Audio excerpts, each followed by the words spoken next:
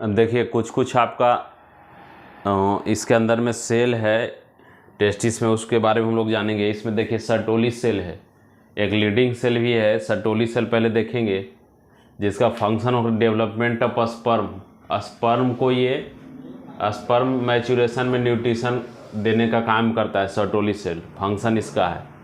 Secrete करता है ABP, जिसको एंड्रोजन बाइंडिंग प्रोटीन बोलते हैं, एबीपी। ये क्वेश्चन भी आपको पूछता है।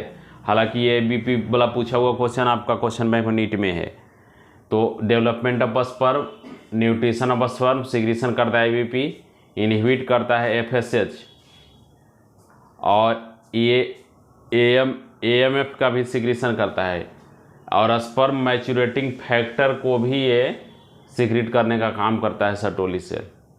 तो सर्टोली सेल का 2-3 फंक्शन हो गया। एक तो हो गया एंड्रोजन बाइंडिंग प्रोटीन सिक्रीट करता है, एफएसएच को इनहिबिट करता है, ये साथ ही न्यूट्रिशन ऑफ स्पर्म देने का काम करता है। इतना काम होता है सर्टोली सेल का। एपिडिडाइमिस में जनरली में देखिएगा 6 सेंटीमीटर का ये होता है।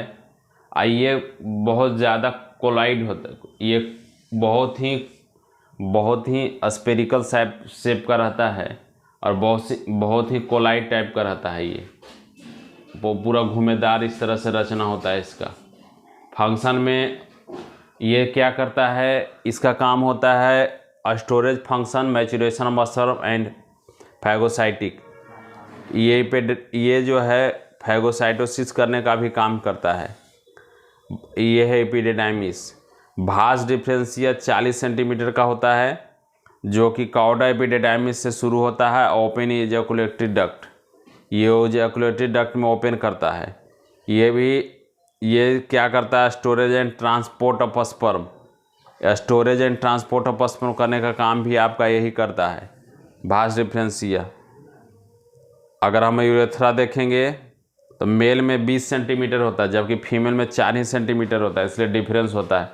फीमेल में 4 सेंटीमीटर के कारण ही यूटीआई का जो प्रॉब्लम होता है वो फीमेल में ज़्यादा होता है। यूटीआई, यूरिनरी ट्रैक्ट इन्फेक्शन, पेशाब के रास्ता में इन्फेक्शन जो होता है यूरेथ्रा में ज़्यादा होता है, अति ये फीमेल में ज़्यादा होता है, क्योंकि इसका यूरेथ्रा जो होता है 4 ही सेंटीमीटर का रहता है, जबकि हम फीमेल में 20 सेंटीमीटर होता है। कॉमन पैसेज पोज होता है स्पर्म और यूरिन। इसलिए क्वेश्चन अगर पूछेगा आपको कॉमन पैसेज फॉर स्पर्म और यूरिन, वो है आपका यूरेथ्रा। ये आपका हो गया यूरेथ्रा।